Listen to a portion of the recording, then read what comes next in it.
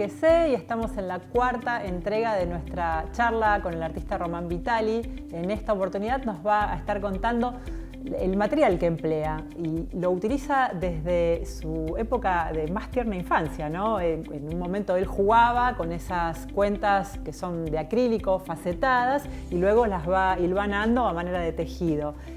Lo bueno, nos dice, es que también con estas cuentas y con este material él puede estar utilizando otros materiales. Sí, eso es verdad, porque lo que pasa con algunos artistas es que a veces el material se impone, digamos, y es muy difícil abandonarlo. En este caso, él utiliza el tema de las cuentas como un posibilitador, pero a partir de ese elemento, él los une con otros que dialogan perfectamente, como son la madera, como es el dorado a la hoja, como es la luz, como es el acrílico, como es el espejo. Entonces su obra empieza a incursionar como en viejas técnicas que nos remite un poco al arte de los 70, pero también en cuestiones futuristas. Y lo que me parece interesante es esta trama invisible de este hilo con el cual él va uniendo estas piezas facetadas, que aparece invisible, pero a la vez le da sostén a toda esa estructura. Cuarta entrega de Román Vitali.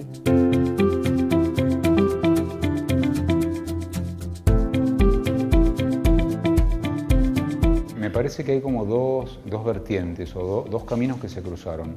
Uno tiene que ver con, yo durante mucho tiempo jugué mucho a los ladrillitos, a los Rasty, a los Legos, que eso tiene que ver con una historia familiar, digamos, concreta, que cuando nace mi hermano, el regalo que me hacen justamente para que yo pueda soportar esa situación es una caja de mis ladrillos 7.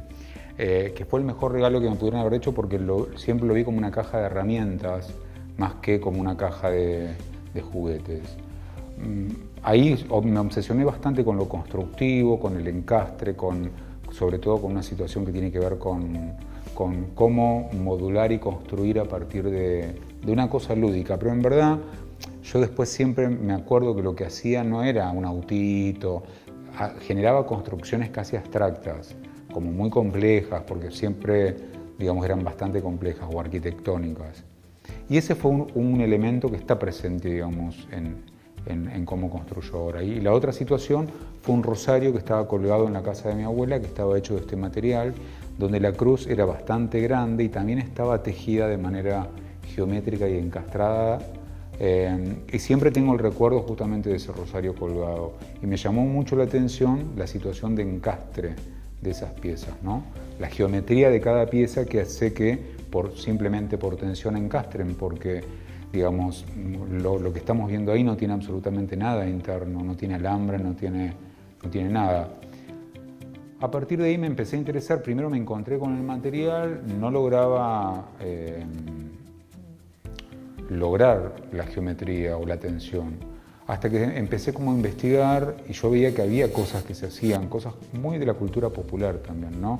Cigarreras, monederos, había como situaciones absurdas y recuerdo, por ejemplo, mucho un